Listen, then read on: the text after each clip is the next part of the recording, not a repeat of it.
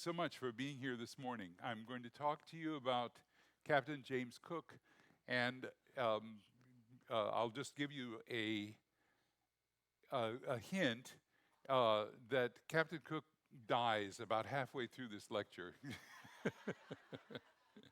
And the, the important thing I want to talk about is not just Captain Cook, but the effects of Captain Cook's voyages in the Pacific, because those voyages really did change the world in a very, very important way.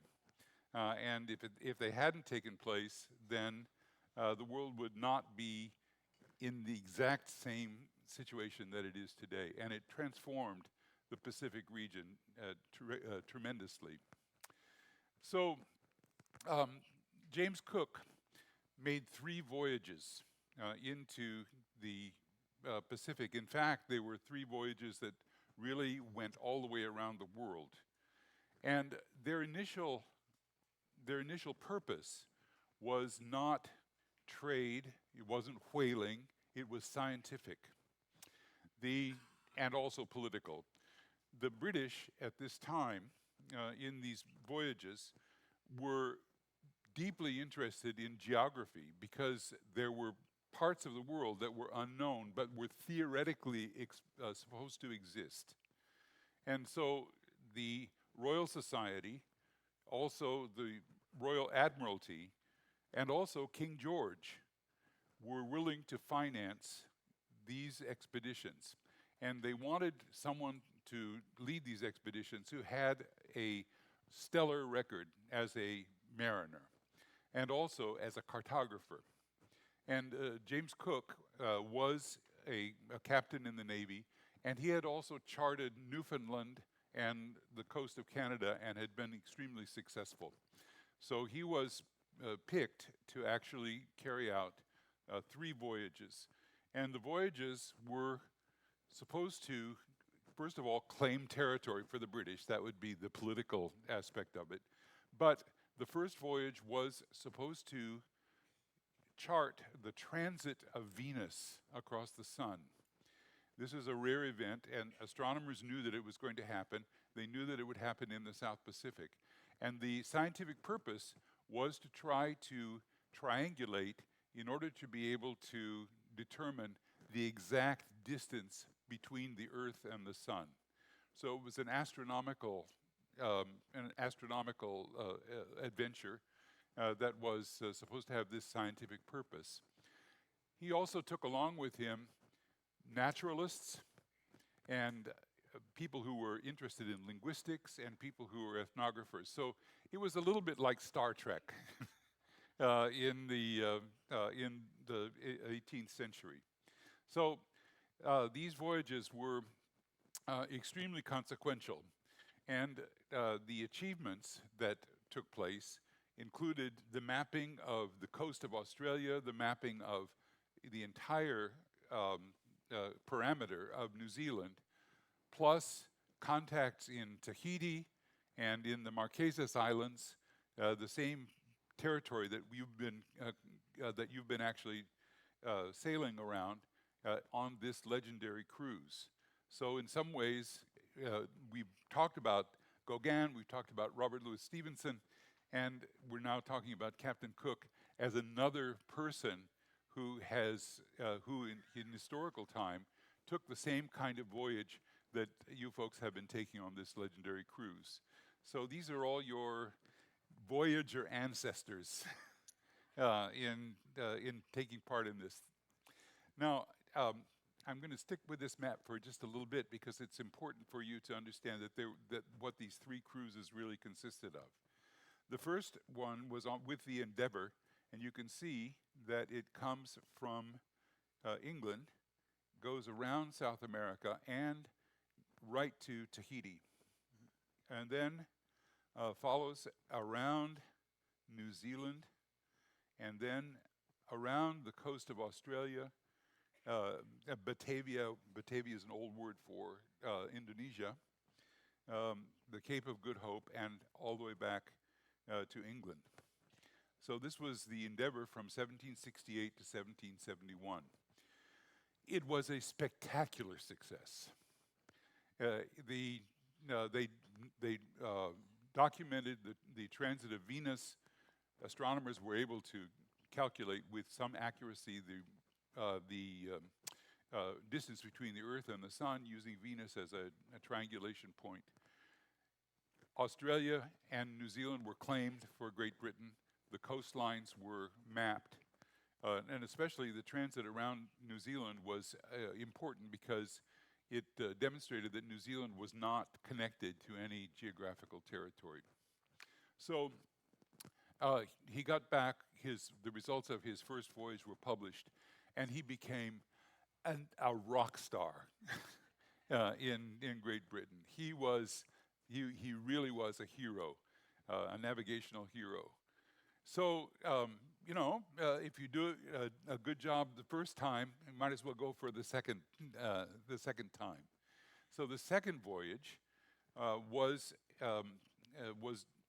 determined to try to find what the astronomers and geographers in Great Britain thought was an inhabitable southern continent that had not been discovered. So they thought that there was something in the southern hemisphere, a big continent in the southern hemisphere, not Australia. They already knew about Australia, but another big continent in the southern hemisphere that was habitable and could be claimed for Great Britain. So the belief in this southern continent was the thing that sent Cook on to his second voyage. And so here we have the second voyage, and you see it goes in the opposite direction. So he's going here around the Cape of Good Hope and looking all around for something, something south of Africa. And by golly, here he goes below the Antarctic Circle and discovers Antarctica. But it's not habitable, unfortunately. But the continent is there. So he's made that discovery back to New Zealand, and here we go, looking again for maybe another continent other than uninhabitable Antarctica, around and around and around, centering on Tahiti again, and finally back to New Zealand, and then finally going here around the Cape of Good Hope and back to England. So, second voyage also fully accomplished, and again back to England, rock star, and that's great. Okay, note the date of the end of the second voyage, 1775. This is an inconvenient date for the UK. Because the American Revolution is about to start. But nevertheless, they send Cook off onto the third voyage. And the third voyage is the other geographical thing that that people in the UK really, really wanted to accomplish. And that was the discovery of the Northwest Passage. The Northwest Passage would be the passage from Europe to China through the Northwest. And by the way, the Northwest Passage was not possible until very recently, a couple of years ago, when the ice cap melted, and it was now possible to go, in fact, through the Arctic region and all the way around to Alaska. But it had been something that, as you can see, for 200 years, people were trying to find this Northwest Passage. So they hadn't been successful going from Canada. They always got caught by ice. So they sent Cook to the Pacific to try to discover the Northwest Passage from the Pacific side. If you couldn't get it from the Atlantic side, maybe you could get it from the Pacific side. So here we go with the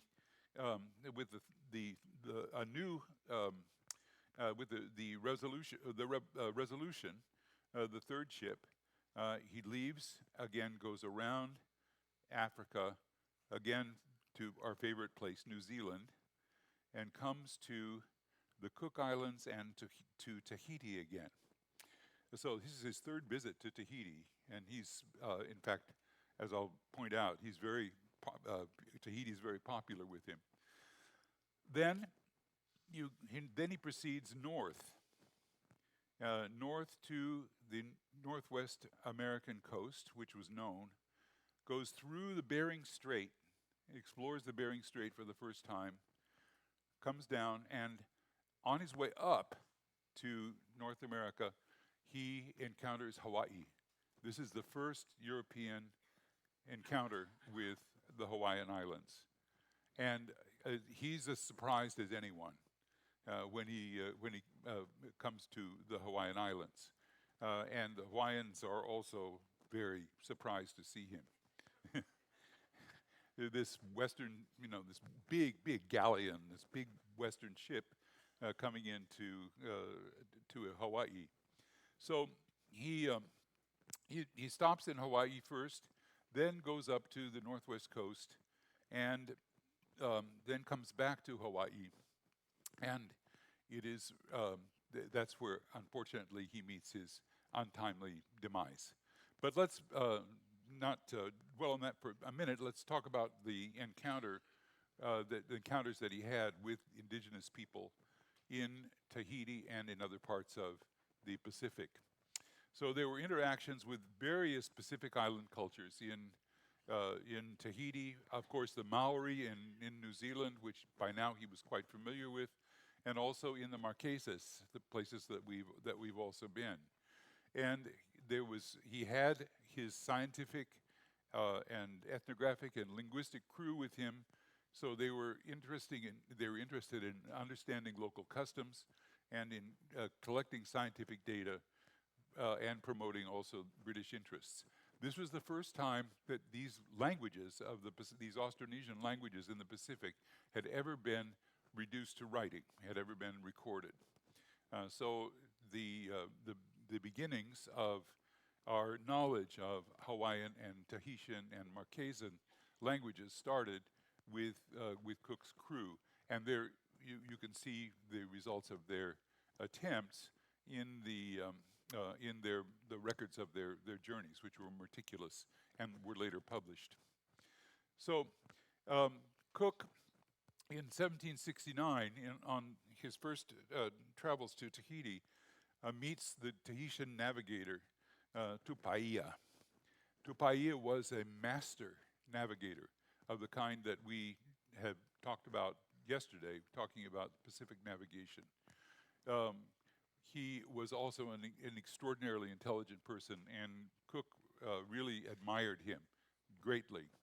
So Tupaia in Tahiti in 1769 sat down. Cook showed him a piece of paper and a pen. Of course, Tupaia was illiterate. He quickly caught on to what was being asked of him, and he created a map of the islands around Tahiti. It's difficult for you to read this. This map was eventually published in the memoirs of Cook's journey. It's hard to see everything that's going on here, but Bora Bora and Tahiti are here, and Raitaea, which was called Haviki there, is on this map. And this map with all these islands, really done entirely from memory on the part of Tupaia, turned out to be extraordinarily accurate. And maybe the distances were not quite perfect, but it's an amazing accomplishment in terms of the sheer knowledge of memory that this navigator had, and Cook was enormously impressed and greatly aided by the chart that was able to be produced. The transcriptions of Tahitian for this map turn out to be a little difficult to interpret today, but we know that the nomenclature for these islands turned out to be pretty much the same. So Cook in his third voyage, finally visits Hawaii.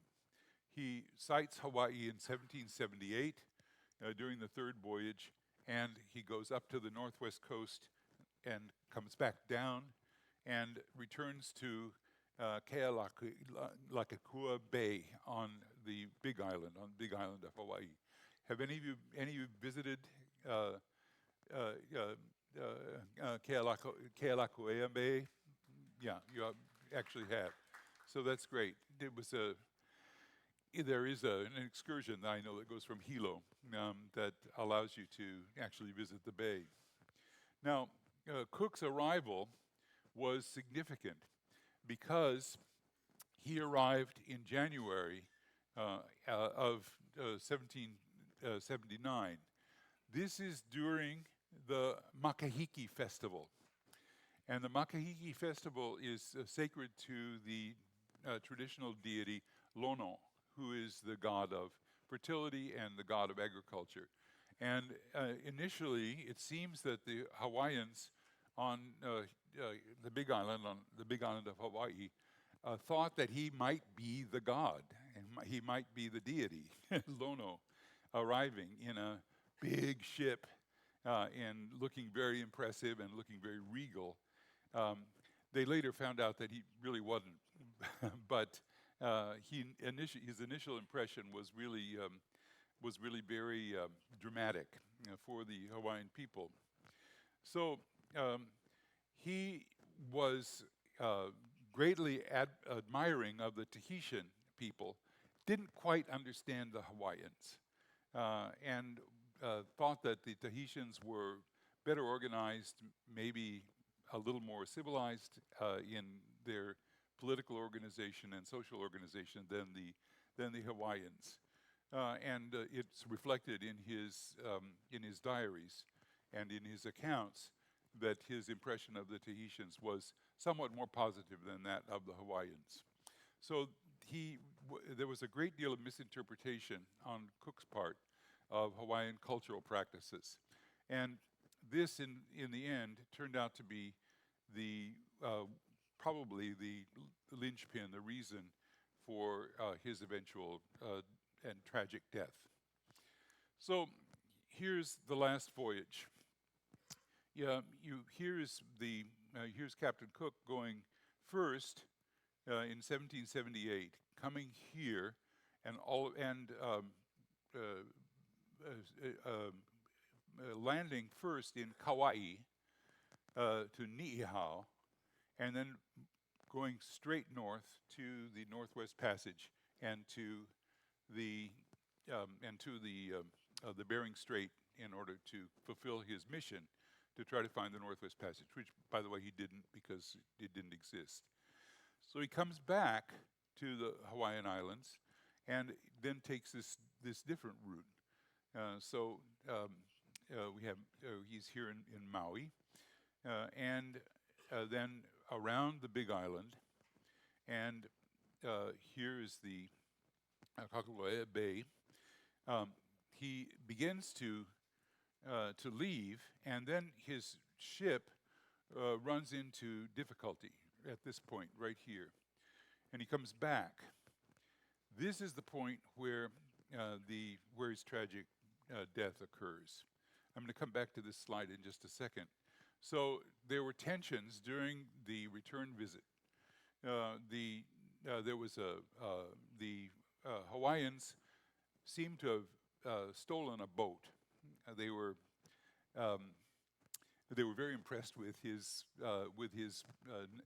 boats and with the ability of the boats to actually sustain travel over the sea. So a boat seems to have been stolen, and Cook took one of the local chiefs hostage to try to get the boat returned. So there was a kind of a conflict here. The boat was taken, the chief was taken hostage, and Cook tried to negotiate for the return of the boat. So there was speculation that he was supposed to have been a god. Turned out that he was very mortal, and the result was that there was a riot in which Cook was unfortunately killed. And here's a local depiction, or a depiction of this by the painter George Carter from 1783. And George Carter this is a romantic depiction, not based on any actual observation, but rather the written accounts of the sailors who actually survived Cook. And some of you may have gotten the chance to go to Kealakoea Bay to see the Cook Memorial. It's rather remote and rather difficult to get to. But did anyone manage to get there? Yeah, good. Congratulations. Because not everybody, when they go to the Big Island, actually gets to see this monument. So let me go back to this chart here, because this is the point where we start to talk about not Cook and Cook's death, but rather the aftermath, the effects of Cook's voyages on the rest of the economy and trade and geography of the South Pacific. So his crew, after he dies, they leave. They go back to Oahu, and so this is they're encountering Oahu for the first time, and then back here to Kauai, and finally they sail back to England, to the UK. And the route that they take is interesting because they go by the Portuguese port of Macau. How many of you have been to Macau? So you know Macau is a great place. A lot of casinos. But at this time, the Qing dynasty in China was only allowing trade to go through the port of Canton with foreigners. And what we find and Macau was a very, very convenient kind of universal trading post because it's right off of the coast of Hong Kong, essentially. Hong Kong was established later as a British territory, Hong Kong Island.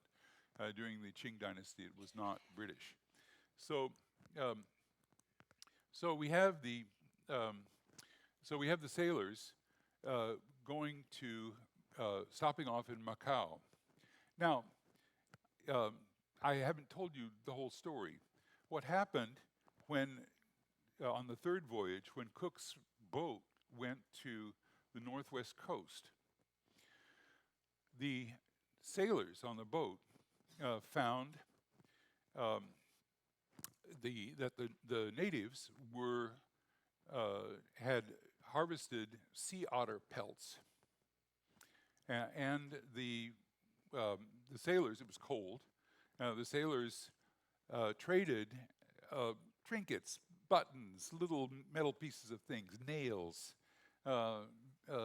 just small stuff from the boat made of metal for these sea otter pelts, and they got them for a practical reason. They wanted something to keep them warm, and they wanted something for bedding. So they had these sea otter pelts with them all the way back down to Hawaii, and then they went to Macau, and the traders in Macau took one look at these things and they said, would you like to sell these things? And this was, and the sailors were astonished because a single sea otter pelt would go for the equivalent of, in cash, of $100 US. And $100 US in 1791 was a lot of money. It was a lot of money. It was the equivalent of several months' wages for the sailors. And so suddenly people discovered that there was a market for these furs. And this was a really, really great revelation because the Chinese were selling goods to the UK that everyone wanted. Everyone wanted silk, they wanted porcelain, and they wanted tea.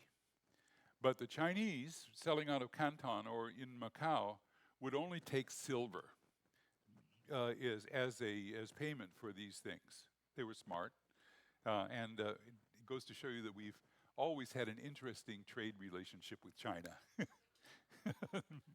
So the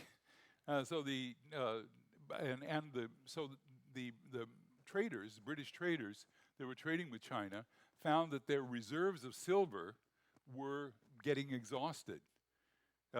But suddenly, here's this good, these pelts that are even better than silver, and the Chinese were quite willing to trade them directly.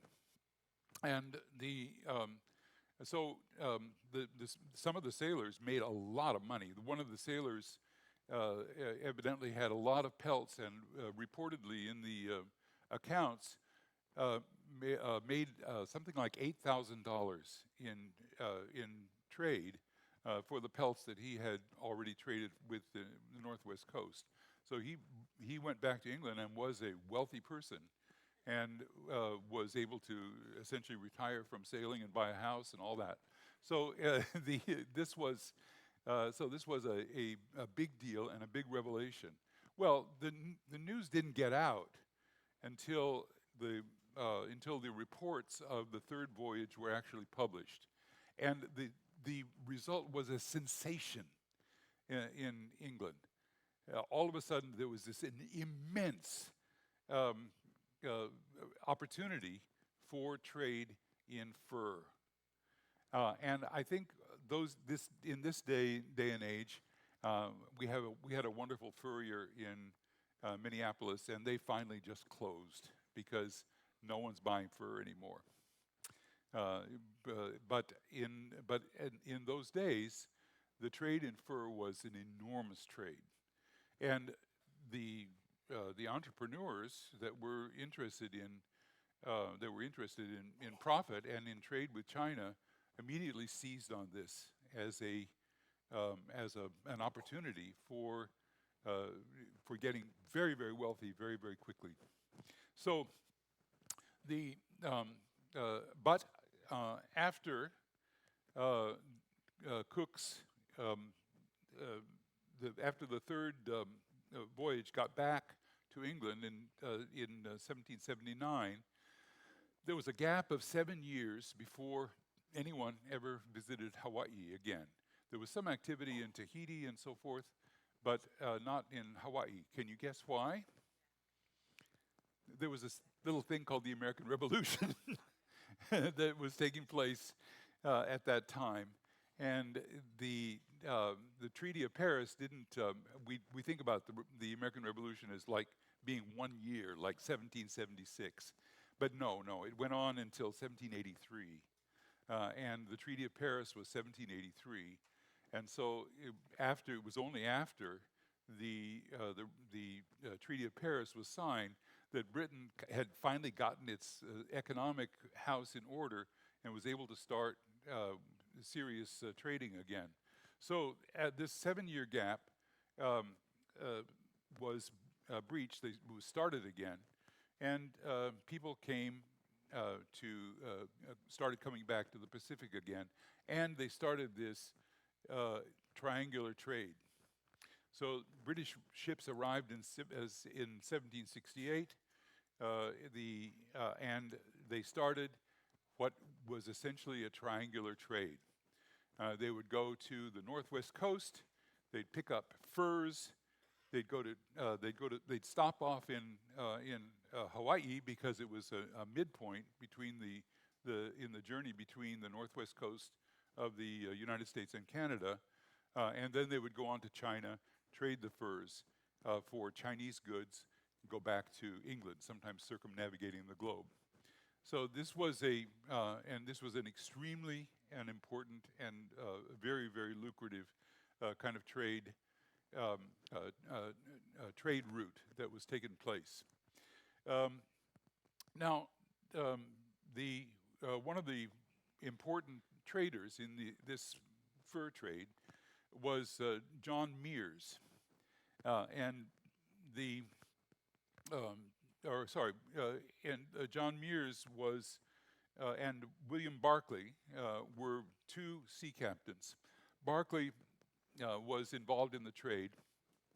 He picked up a Hawaiian woman who became the kind of maid to his wife, and she was called Whiny, and you can guess that that's really just the Hawaiian word for woman, wahine, that was misinterpreted. She was actually taken to England and was the first Hawaiian woman to ever visit Europe. And she returned from England on John Mears' boat after having been taken to England on William Barclay's boat.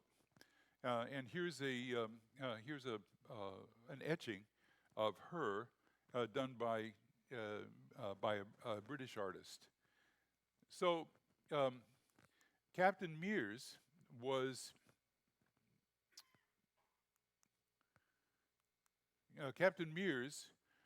one of the great traders of furs. He established trading posts and had a tremendous role in maritime commerce because these furs were of such enormous value. Now, here's a little footnote for you. John Mears also picked up a Hawaiian native. And this was Kaiana Alua, or Kiana, who was a young nobleman from Hawaii. You find him in the museum in Kauai. He had roots there. He also was on the Big Island of Hawaii, and he fought in the Hawaiian Wars of Unification under King Kamehameha I. He had a special relationship with John Mears. If you read John Mears' journal, you find that he goes on and on about this absolutely beautiful Hawaiian person. He's noble and he's strong, and it kind of makes you wonder what was going on. But Kiana was a major figure in the imagination of the British because he sailed with Mears not only to the northwest coast but also to Macau and also back to Hawaii. So he was on the boat. He was on Mears' boat for this entire journey around the Pacific and was really the first Hawaiian to really voyage around the entire Pacific since perhaps the earliest migration of Polynesians into the area. But Kiana was a real person, and he's also a person who's been celebrated most recently in Jason Momoa's Chief of War. That's who Jason Momoa is representing. Now, I've watched Chief of War, and I know that it's been highly fictionalized. In Chief of War, if you have a chance to see it on Apple TV Plus,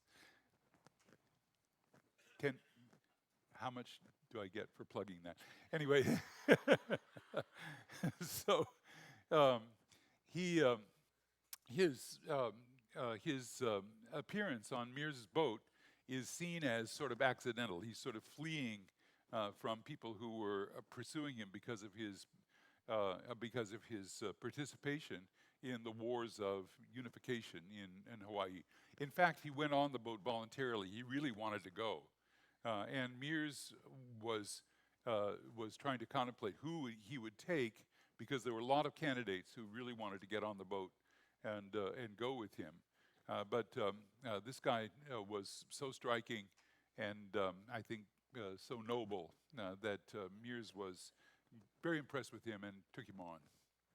So trade between the United States and China was pursued what we called the Golden Circle, and that is Boston around the Cape of around the Cape of Good Hope, around the Cape Horn, and to the northwest coast to Hawaii, and then on to China in order to trade, and this triangular trade. And but there was another wrinkle that took place, and that is that we had a sea captain, John Kendrick, who had read Cook's journals, and he'd read the naturalist parts of Cook's journals, and he got to Hawaii on one of these stop-off places where he was going from the northwest coast to China and stopping to reprovision in Hawaii, and recognized that, my God, Hawaii is full of sandalwood. Now, we think of sandalwood as what? It's a scent that you get in soap or something. But sandalwood at the time was, like furs, was of enormous value to the Chinese. They used it in medicine. They used it to make boxes, fragrant boxes. They used it for all kinds of purposes, and it is a very, it's a very precious and very fragrant wood. And Hawaii was full of it. And so John Kendrick, immediately made a deal with the local chiefs in Hawaii to get a load of sandalwood to take along with the furs to Macau and to Canton to trade for Chinese goods. A single load of sandalwood turned out to be as valuable as the entire ship that carried it. And so a captain could get a load of furs, a load of sandalwood, take it to Canton, and abandon the ship and just go back to England and immediately retire a very, very wealthy person. Now, what did the tribal chiefs get? They got guns. They got some metal goods, but they didn't get much else. They got essentially Western trade goods in return for the sandalwood. They had no idea what its value was. So the sandalwood trade was very lucrative, and it had also introduced Western technology, metal technology, into Hawaii, and later on into the Marquesas Islands, where there's another variety of sandalwood that's there. There isn't really, I have on this slide something about Tahiti. There is a variety of sandalwood in Tahiti, but Tahiti turned out not to have the kind of sandalwood that was as fragrant or as useful as the sandalwood that was found in Hawaii and in the Marquesas Islands. So then we have the additional trade that starts to take place in the Pacific, again, as a result of Cook's naturalist reports about whales. And there was whaling in the Atlantic, but the whaling in the Pacific was far more lucrative than the whaling in the Atlantic. And whale oil was, of course, a major commodity throughout the world. And whaling ships then begin in the late 19th century and begin to continue on into about 1840, 1850, when the whaling, when whale oil becomes less interesting for the rest of the world. So there was an overlap between the whaling routes and the trade routes. And King Kamehameha, who had now, by that time, completely unified the Hawaiian Islands, was able to realize that that Hawaii was really important in both the whaling trade and also in the merchant trade. As many as 400 whaling ships could be seen docked in Hawaii at any one time around 1810, 1820. And they were everywhere. And of course, the sailors were there too. And the introduction of Western technology, guns, liquor, because Hawaiians didn't have fermented beverages at all. There were no alcoholic beverages really that were found in any place in the South Pacific. It just wasn't part of the culture. So the Kamehameha I capitalized on this, built ports in Lahaina and also in Honolulu, and had a roaring business with international trade going forward. The chiefs were especially important in the trade, in fostering and regulating the trade, and they used these revenues that they got and the guns to solidify their political power. And what happened was that we had the introduction of these Western technologies, but it upset the entire political structure of the islands.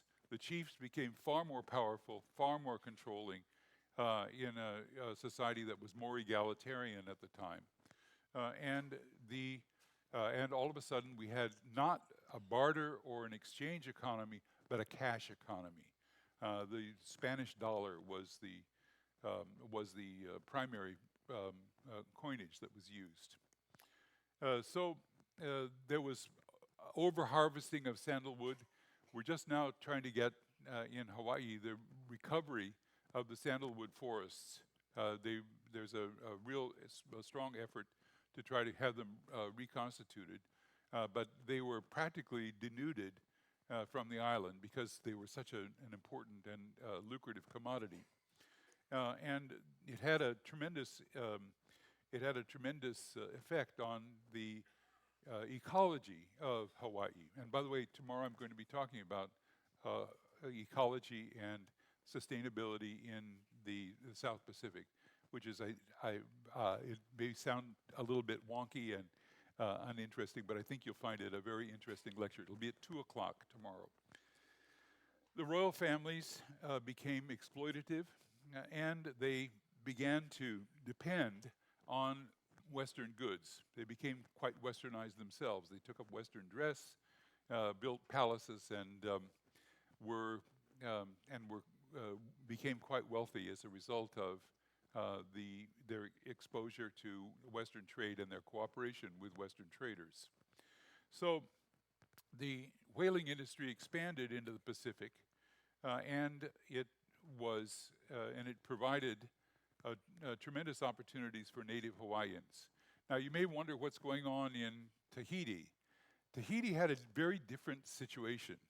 Tahiti became the supplier of food for the new colonies that were being established in Australia. The important thing that turned out from Tahiti was the exporting of pigs, and the slogan was "Bibles for bacon." So the missionaries started coming in the beginning of the 19th century. They traded in Tahiti. They traded Bibles, took pigs back to Australia, and also cultivated goods. And that was an important source of income for the Tahitians. Whaling was of less importance in Tahiti, but it was of enormous importance in Hawaii. And Christianity and the missionaries came along with the whalers and the traders. And I can't begin to tell you how important the missionaries and missionary efforts were throughout the entire Pacific region. The good thing is that they brought the codification of languages in the area and also a printing press, so that people started to have written versions of Hawaiian, of Tahitian, Marquesan, and the Bible, of course, was the first thing to be printed, but newspapers quickly followed, and people became literate almost within a decade of the introduction of these new transcriptions of their languages. The economic changes changed from a barter system to a cash system. Social hierarchies and economic hierarchies were really very important. So if we take a look at Captain Cook's legacy, we realize that his arrival and the information that he provided to Europeans about the Pacific region and about Hawaii were a catalyst for change. Some of it was good, some of it was maybe not so good, but it ushered in the colonization and the realization that the Pacific region was full of tremendous resources that were of great value to both people in Asia and people in Europe, and that the Pacific region as a crossroads for trade and for human resources became a reality as a result of Cook's voyages and the aftermath of Cook's voyages. So I think that we can make a case for Cook's voyages as having been completely transformative for the international consciousness of the Pacific region. And it brought the Pacific region into the world, literally. People in the Pacific then became a part of the international community after they had been really isolated from the European world and from the Euro-American world for so many centuries. So I hope that you've enjoyed listening from this, or listening to my analysis of this situation. And I think that we all can be both grateful to Captain Cook and also maybe a little bit wary of the effects the unintended effects that can take place whenever we have a mixing of different cultural traditions, especially where there are economic resources involved that could be exploited by people who may have may be technologically more powerful. But I find this story to be a really dramatically interesting story about cultural transformation, cultural contact, and as I say, the unintended effects of the contact between people of different cultures. So thank you very much. And